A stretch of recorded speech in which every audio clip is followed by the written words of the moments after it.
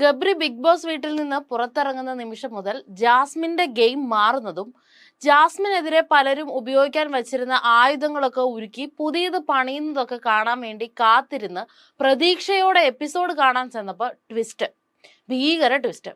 ജാസ്മിന്റെ ഗെയിം ഒഴികെ ബാക്കി എല്ലാ ആളുകളുടെയും ഗെയിം ചേഞ്ച് ആയിട്ടുണ്ട്. A drastic change. തിങ്കളാഴ്ച എപ്പിസോഡ് പൊതുവെ നോമിനേഷൻ എപ്പിസോഡാണ്. സാധാരണ ഗബ്രി അവിടെ ഉണ്ടെങ്കിൽ മനുഷ്യത്വമില്ലായ്മ, പുരോഗതിയില്ലായ്മ, നിഴലാവുക എന്ന കാരണങ്ങൾ കൊണ്ട് 10 വോട്ടോടെ ഗബ്രിയും, നിഴലാവുക, കൂട്ടം ചേരുക എന്നീ കാരണങ്ങളോടെ 11 വോട്ടുമായി ജാസ്മിനും നോമിനേഷൻ പ്രക്രിയയിലേക്ക് കടന്നിരിക്കുന്നു എന്നതായിരിക്കും ബിഗ് ബോസിന്റെ ഒരു അനൗൺസ്മെന്റ് വരിക. എല്ലാവരും ജാസ്മിനെ മറന്നുപോയതാണോന്ന് അറിയില്ല.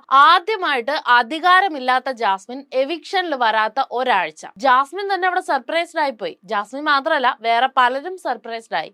പക്ഷെ എല്ലാവരും ജാസ്മിനെ മറന്നു. ഇവിടെ മറ്റുള്ളവരുടെ ഗെയിം ചേഞ്ചിങ് മൊമെന്റ് എന്താണെന്ന് വെച്ചാൽ, സാധാരണ മോർണിംഗ് സോങ് മുതൽ നൈറ്റ് ലൈറ്റ് ഓഫ് ആക്കി എല്ലാവരും കിടന്നുറങ്ങുന്നത് വരെ ഗബ്രികൾ ഇരിക്കുന്ന കോർണറിലേക്ക് കണ്ണും നട്ട് കാത്തിരുന്ന് അവരെന്താണ് ചെയ്യുന്നത്, അവരുടെ കൈ എവിടെയാണ് പോകുന്നത്, അവരെവിടേക്കാണ് നോക്കുന്നത്, അവരെന്തൊക്കെയാണ് പറയുന്നത്, ഇതൊക്കെ നോക്കിയിരുന്ന് ഒരു നോമിനേഷൻ പ്രക്രിയ വരുമ്പം അതിലേക്ക് ആ ഒരു കാരണങ്ങൾ അല്ലെങ്കിൽ അവർ സംസാരിച്ച വേർഡുകൾ ഓർത്തിരുന്ന് എണ്ണിപ്പറക്കി, അല്ലെങ്കിൽ അവര് ഇന്ന സമയത്ത് 5 മിനിറ്റ് അവിടെ ഇരുന്നു, ഇന്ന സമയത്ത് 10 മിനിറ്റ് ഇവിടെ ഇരുന്നു എന്ന് പറഞ്ഞിട്ട് ഇത്തരം കാരണങ്ങൾ ഉൾപ്പെടുത്തിയിട്ടാണ് നോമിനേഷൻ പ്രക്രിയയിൽ ഇവരെ ഉൾപ്പെടുത്താറുള്ളത്. പക്ഷെ ഇത്തവണ അവർ ആ കാര്യം മറന്നുപോയി. അവിടെ ഒരു ചേഞ്ചിങ് മൊമെന്റ് വന്നത് അവര് ഗബ്രികളുടെ ആ ഒരു കോർണറിലേക്ക് നോക്കുന്നേ ഇല്ല എന്നുള്ളതാണ്. കാരണം അവിടെ ഗബ്രി അല്ല, ജാസ്മിൻ ആണുള്ളത്. എനിക്ക് പലപ്പോഴും തോന്നിയിട്ടുണ്ട്, ഒരു സൊസൈറ്റിയുടെ റെപ്രസെന്റേറ്റീവ്സ് ആയിട്ട് കുറച്ചധികം ആളുകൾ ആ വീട്ടിലുണ്ട്. എല്ലാവർക്കും പ്രശ്നം എന്താണെന്ന് വെച്ചാൽ അവർ ഒരുമിച്ചിരിക്കുന്നു എന്നുള്ളതാണ് പ്രശ്നം. രണ്ടുപേരും 2 സ്ഥലത്താണ് ഇരിക്കുന്നതെങ്കിൽ അതൊരു വിഷയമായിട്ട് അവിടെ വരുന്നില്ല. ആ ഒരു കോംബോ അവിടെ ആർക്കും ഒരു പ്രശ്നമാകുന്നില്ല. പക്ഷെ ഒരുമിച്ച് ഒരു സ്ഥലത്തിരുന്നു, അല്ലെങ്കിൽ ഒരു സൗഹൃദം പങ്കിട്ടു, സൗഹൃദമോ റിലേഷൻഷിപ്പോ എന്തുമാകട്ടെ അത് പങ്കിട്ടു എന്നുള്ളതിന്റെ പേരിൽ മാത്രം ഇത്രയും നാൾ ക്രൂശിക്കപ്പെട്ട ആളുകളായിരുന്നു അവർ എന്ന് ഗബ്രി പുറത്തിറങ്ങിയതിനു ശേഷം പല പ്രേക്ഷകരും അഭിപ്രായപ്പെടുന്നുണ്ട്. ഇന്നലത്തെ ആ ഒരു എപ്പിസോഡില് ജാസ്മിന്റെ വക കുറെ ക്രിഞ്ചുകൾ ഉണ്ടായിരുന്നു. ലൈവില് വന്ന കുറെ ക്രിഞ്ചുകളൊക്കെ വെട്ടിക്കൂട്ടിയിട്ടിട്ടുള്ള ഒരു എപ്പിസോഡ് പോലെ ഫീൽ ചെയ്തിട്ടുണ്ടായിരുന്നു. ജാസ്മിന്റെ ക്രിഞ്ച് മൊമെന്റ് എന്താണെന്ന് വെച്ചാൽ, ഗബ്രി പോയതിനു ശേഷം ഗബ്രിയുടെ അലക്കാത്ത ഡ്രസ്സ് എടുത്തിടുക, ഗബ്രിയുടെ ഫോട്ടോ നെഞ്ചോട് ചേർത്ത് വിങ്ങിപ്പൊട്ടുക. ചിലപ്പോൾ അതൊരു ഫീലിങ്സ് ആയിരിക്കാം, പക്ഷെ അത് ഭയങ്കരമായ ഒരു ക്രിഞ്ച് ലെവലിലേക്ക് എത്തുകയാണ്. നമുക്ക് ആ ഒരു മിസ്സിങ്ങും കാര്യങ്ങളും ജാസ്മിന് ഉണ്ട് എന്നുള്ളത് എല്ലാവർക്കും അറിയുന്ന കാര്യങ്ങളാണ്. ജാസ്മിന്റെയും ഗബ്രിയുടെയും റിലേഷൻഷിപ്പിന്റെ ഏറ്റവും ഒരു ഹയസ്റ്റ് പീക്ക് ലെവൽ കണ്ട ആളുകളാണ് ഈ പറയുന്ന പ്രേക്ഷകര്. എല്ലാവർക്കും അത് അക്സെപ്റ്റ് ചെയ്യാൻ ബുദ്ധിമുട്ടുണ്ടെങ്കിൽ പോലും എല്ലാവരും കണ്ടിട്ടുണ്ട്. എന്നിട്ട് ഇത്തരം ക്രിഞ്ചുകൾ കാണിക്കുന്ന സമയത്ത് അതെല്ലാവർക്കും ഈ ക്രിഞ്ചസ് ആക്സെപ്റ്റ് ചെയ്യണമെന്നില്ല. അപ്പൊ ഇതൊക്കെ കണ്ടിട്ട് റസ്മിന് ഒരു ഡൗട്ട് തോന്നിയിട്ട് ജാസ്മിനോട് വന്നിട്ട് ചോദിക്കുകയാണ്, ഇത് പ്ലാൻഡ് ആണോ എന്ന് ഒരു ഡൗട്ട് തോന്നി, അതുകൊണ്ട് ഞാൻ അതിനെപ്പറ്റി ചോദിക്കുകയാണെന്ന് പറയുമ്പം ജാസ്മിൻ അത് നീ ഇത് ചോദിക്കുമെന്ന് ഞാൻ പ്രതീക്ഷിച്ചില്ല എന്നൊക്കെ പറഞ്ഞിട്ട് കുറെ കാരണങ്ങളൊക്കെ പറഞ്ഞു കൊടുത്തിട്ട് ഒന്ന് സമാധാനിപ്പിക്കാൻ നോക്കുന്നുണ്ട് റസ്മിനെ. അപ്പൊ റസ്മിൻ പറയുന്നുണ്ട്, ഞാൻ ഇത്രയും നാൾ നിനക്ക് മുഖം തരാതെ മാറി നിൽക്കുകയായിരുന്നു എന്ന്. എനിക്ക് തോന്നുന്ന ഗബ്രി ഇത്രയും ദിവസം അവിടെ ഉണ്ടായിരുന്നതുകൊണ്ട് ഗബ്രിയുടെ ഭാഗത്തു നിന്നുള്ള ഭീഷണികളും കാര്യങ്ങളും ഒഴിവാക്കാൻ വേണ്ടിയിട്ട് റസ്മിൻ ഈ കാര്യങ്ങളൊന്നും ചോദിക്കാതിരിക്കുകയും, ഇപ്പൊ ഗബ്രി പോയി ജാസ്മിൻ ഒറ്റയ്ക്കായ ഒരു സമയത്ത് കറക്റ്റ് ആയിട്ട് പോയി ചോദിക്കാം, ഇത്തരം ഡൗട്ട് ക്ലിയർ ചെയ്യാം എന്നുള്ള രീതിയിൽ പോയി ജാസ്മിനോട് കാര്യങ്ങളൊക്കെ ചോദിക്കുകയും ചെയ്യുന്നുണ്ട്. പക്ഷെ ജാസ്മിനോട് ആത്മാർത്ഥമായിട്ട് സംസാരിക്കുന്ന ഒരേ ഒരാളാ വീട്ടിലുള്ളത് റസ്മിനായിട്ട് പലപ്പോഴും ഫീൽ ചെയ്തിട്ടുണ്ട്. ഇത് ബിഗ് ബോസ് മലയാളം സീസൺ 6 58ാമത്തെ എപ്പിസോഡാണ്. 57ാമത്തെ ദിവസം 15 മത്സരാർത്ഥികളാണ് നിലവിൽ ആ വീട്ടിലുള്ളത്. ഇന്നലെ തത്തമ്മ ക്യാപ്റ്റനായിട്ട് സ്ഥാനമേറ്റു. തത്തമ്മ എന്ന് പറയുമ്പോൾ പറഞ്ഞു കൊടുക്കുന്നത് എന്തോ അത് അങ്ങനെ തന്നെ പാടി നടക്കുന്ന ഒരു തത്തമ്മയാണ് ബിഗ് ബോസ് ഹൗസിലുള്ളത്. അൻസിബയും നോറയും മാക്സിമം മാനിപ്പുലേറ്റ് ചെയ്യാനായിട്ട് ശ്രമിക്കുന്നുണ്ട് ഈ തത്തമ്മയെ. ഋഷിയാണ് ആ തത്തമ്മ. ഇത്തവണത്തെ ക്യാപ്റ്റനായിട്ട് തെരഞ്ഞെടുക്കപ്പെട്ടിരിക്കുന്നത് ഋഷിയാണ്. ഋഷിക്ക് വേണ്ടുന്ന കാര്യങ്ങളും എങ്ങനെ ഭരിക്കണം, എന്ത് ചെയ്യണം എന്നുള്ളത് അണുവിട തെറ്റാതെ പറഞ്ഞു കൊടുക്കുന്നത് അൻസിബയും നോറയും ചേർന്നിട്ടാണ്. നോറ എങ്ങനെ ഈ ഒരു കോംബോയിലേക്ക് എത്തിപ്പറ്റി എന്നുള്ളത് അറിയില്ല. ഒരിക്കൽ പോലും അങ്ങനെ ആ ഒരു മൊമെന്റ് എവിടെയാണ് ക്രിയേറ്റ് ചെയ്യപ്പെട്ടത് എന്നുള്ളത് അറിയില്ല. പക്ഷെ എന്തായാലും നോറയും ഇപ്പോൾ ആ ഒരു കോംബോയിലേക്ക് ചേർന്നിരിക്കുകയാണ്. നോറയും ഋഷിയെ മാനിപ്പുലേറ്റ് ചെയ്യാൻ ശ്രമിക്കുകയാണ്. അൻസിബയ്ക്ക് ആരോടൊക്കെ ഇഷ്ടക്കേടുണ്ടോ അവരോടൊക്കെയാണ് ഋഷിക്കും ഇഷ്ടക്കേട്. അൻസിബയ്ക്ക് ആരോട് വഴക്ക് തീർക്കണോ, അല്ലെങ്കിൽ അൻസിബയ്ക്ക് ആരോടൊക്കെ ഇഷ്ടമുണ്ടോ, എന്താണോ അൻസിബ അങ്ങനെ തന്നെ അത് റിഫ്ലക്ട് ചെയ്യുകയാണ് ഋഷി വഴി. ഋഷി അതിൽ മാനിപ്പുലേറ്റഡ് ആയിട്ട് അവരെന്ത് പറഞ്ഞു കൊടുക്കുന്നു അത് അങ്ങനെ തന്നെ ബാക്കിയുള്ള ബാക്കിയുള്ളവരുടെ മുമ്പിൽ വന്നു നിന്ന് പാടുകയാണ്.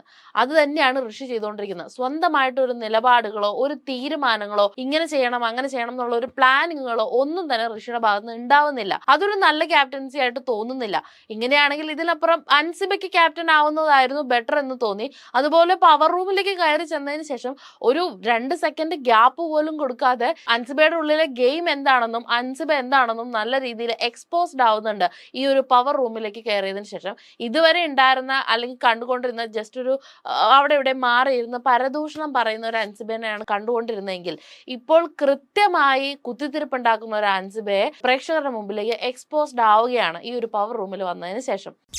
ഋഷി അധികാരമേൽക്കാൻ പോകുന്നതിന് കുറച്ചു മുമ്പ് ജാസ്മിൻ വന്നിട്ട് ഋഷിയോട് ഒരു റിക്വസ്റ്റ് ചെയ്യുകയാണ്, എന്നെ നിനക്ക് നെക്സ്റ്റ് റൂമിലേക്ക് ചേർക്കാൻ പറ്റുമോ എന്നുള്ളത്. അപ്പൊ ഋഷി ചോദിക്കുന്നുണ്ട് എന്ത് പറ്റി, ഒന്നും അല്ലാത്ത പോലെ എന്ത് പറ്റി എന്ന് ചോദിക്കുമ്പോൾ ജാസ്മിൻ ഇല്ല അങ്ങനെ ചെയ്തിരുന്നെങ്കിൽ നല്ലതായിരുന്നു എന്ന് പറഞ്ഞിട്ട് ജാസ്മിൻ ഇതൊക്കെയാണ് ക്രിഞ്ച് എന്ന് പറഞ്ഞത്. കാരണം ലാസ്റ്റ് ഗബ്രി ഉണ്ടായിരുന്നത് നെക്സ്റ്റ് റൂമിലായിരുന്നു, ഗബ്രി ഇറങ്ങിപ്പോയത് നെക്സ്റ്റ് റൂമിൽ നിന്നാണ്. ആ ഒരു സിമ്പത്തിയോ അല്ലെങ്കിൽ ആ ഒരു ഇമോഷന്റെയോ പുറത്ത് ജാസ്മിന് നെക്സ്റ്റ് റൂമിൽ കിടക്കണം എന്നുള്ള ഒരു രീതിയിൽ പറഞ്ഞു. ഇത് ഇങ്ങനെ തന്നെ ഈ കാര്യം പോയിട്ട് ഋഷി അൻസിബയോട് നോറയും ഇരിക്കുന്ന ആ ഒരു സദസ്സിൽ പോയി നിന്ന് സംസാരിക്കുമ്പോൾ അൻസിബ ചോദിക്കുന്ന ഒരു കാര്യമുണ്ട്, അതിന് എവിടെ ഗബ്രി എവിടെ നെസ്റ്റിൽ കിടന്ന്, ഗബ്രി ജാസ്മിൻ ഉണ്ടായിരുന്നിടത്താണല്ലോ കിടന്നുകൊണ്ടിരുന്നത്, അപ്പൊ പിന്നെ അവൾക്ക് അവിടെ തന്നെ കിടന്നാൽ പോരെ എന്ന് പറഞ്ഞിട്ട് അൻസിബ ചോദിക്കുന്നുണ്ട്. അപ്പം ഇത്തരം ചില സ്റ്റേറ്റ്മെന്റുകളൊക്കെ പറയുമ്പം അത് നമ്മുടെ ഒരു ക്യാരക്ടറിനെ അവിടെ അല്ലെങ്കിൽ നമ്മുടെ ഒരു ബിഹേവിയറിനെ അവിടെ എക്സ്പോസ്ഡ് ആക്കുന്ന പോലെ പലപ്പോഴും ഫീൽ ചെയ്യാറുണ്ട്.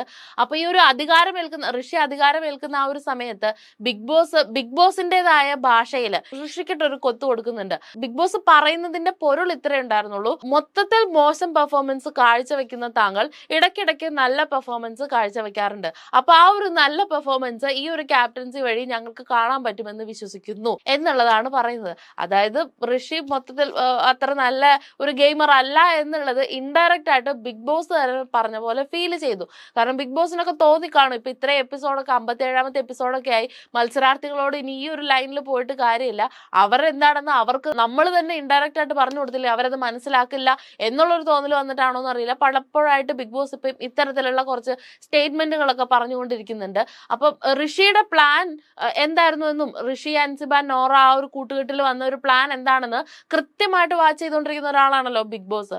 അപ്പൊ ആ ബിഗ് ബോസ് എന്ത് ചെയ്തു വെച്ചാൽ ആ ഒരു സമയത്ത് എല്ലാം മിണ്ടാതിരുന്ന് ഋഷിയുടെ പ്ലാനിനെ മൊത്തത്തിൽ എല്ലാവരുടെ മുമ്പിൽ അങ്ങോട്ട് എക്സ്പോസ്ഡ് ആക്കി. നിനക്ക് പറയാനുള്ളതൊക്കെ പറയാം എന്നിട്ട് ഞാൻ പറയാനുള്ള ഒരു സെറ്റപ്പിൽ നിന്നിട്ട് ബിഗ് ബോസ് എല്ലാം കേട്ട് നിന്ന് എക്സ്പോസ്ഡ് ആക്കിയതിന് ശേഷം ബിഗ് ബോസ് പറഞ്ഞു ഈ പ്ലാൻ പറ്റില്ല, കാരണം 6 പേരെ പവർ റൂമിലേക്ക് ആഡ് ചെയ്യാൻ പറ്റില്ല. അപ്പൊ ഋഷിയുടെ പ്ലാൻ അതായിരുന്നു 6 പേരെ പവർ റൂമിലേക്ക് ആഡ് ചെയ്യുക. അപ്പോൾ 6 പേരും പിന്നെ ഋഷി ഒരാളെ 7 പേര് എവിക്ഷൻ പ്രോസസ്സിൽ നിന്ന് മാറ്റിയിട്ട് ബാക്കിയുള്ള ആളുകളെ മൊത്തത്തിൽ എവിക്ഷനിലേക്ക് ഇട്ട് കൊടുക്കുക എന്നുള്ളതായിരുന്നു ഇവരുടെ ഒരു ഗെയിം ആയിട്ട് ഉണ്ടായിരുന്നത്. അപ്പൊ ബിഗ് ബോസ് അത് മനസ്സിലാക്കി മിണ്ടാതിരുന്നിട്ട് ലാസ്റ്റ് പറഞ്ഞു പറ്റില്ല, 4 പേരെ പവർ റൂമിലേക്ക് ആഡ് ചെയ്യാൻ പറ്റുള്ളൂ എന്ന് പറയുന്നു. മൊത്തത്തിൽ ഋഷിയുടെ പ്ലാനും ഋഷിയുടെ അല്ല അൻസിബയുടെ പ്ലാൻ ഋഷിക്ക് അവിടെ പൊളിച്ചു മാറ്റേണ്ടി വരുന്നു. അതായിരുന്നു ഇന്നലത്തെ എപ്പിസോഡിൽ ഹൈലൈറ്റഡ് ആയിട്ടുണ്ടായിരുന്നു. പിന്നെ ഇന്നലത്തെ ഒരു പ്രമോ ഉണ്ടായിരുന്നു. ആ ഒരു പ്രമോയില് എല്ലാവരും കാത്തു നിന്ന ആ ഒരു നിമിഷം ജിൻഡോയും ജാസ്മിനും തമ്മിൽ ഉണ്ടാവുന്ന ആ ഒരു അടി, ഗബ്രി പുറത്തു പോയി ഗബ്രിയുടെ ആ ഒരു കാര്യങ്ങളൊക്കെ പറഞ്ഞ് ക്രിഞ്ച് പറഞ്ഞുകൊണ്ടിരിക്കുന്ന ജാസ്മിനെ ജിൻഡോ നോക്കിയപ്പം അടിക്കാൻ പറ്റിയൊരു ചാൻസ് ആണെന്ന് മനസ്സിലായി. കാരണം ഗബ്രിയുടെ കാര്യം ഇവിടെ എടുത്തിട്ടുണ്ടെങ്കിൽ ജാസ്മിൻ ടെമ്പർ തെറ്റുമെന്നുള്ളത് മനസ്സിലാക്കി തന്നെ പോയിട്ട്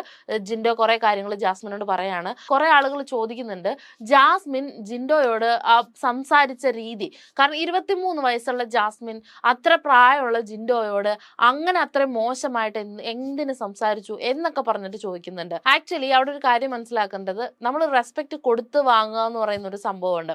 ശരിക്കും പറഞ്ഞാൽ ജിൻഡോ ഇന്നലെ ചെയ്ത ഒരു ആക്ട് അത് അത്ര നല്ലൊരു ആക്ട് ആയിട്ട് ഫീൽ ചെയ്തില്ല. കാരണം ജിൻഡോ അവിടെ ചീഞ്ഞളിഞ്ഞു നിൽക്കുന്ന ഒരു സെറ്റപ്പിലാണ് ഉണ്ടായിട്ടുള്ളത്. ജിൻഡോ നല്ല രീതിക്ക് ഭയങ്കര മോശമായിട്ടുള്ള ഒരു സ്റ്റാറ്റിക്സിലൂടെയാണ് ജിൻഡോ അവിടെ ഇന്നലെ ആ ഒരു വാഗ്വാദത്തിൽ ഉണ്ടായിരുന്നത്.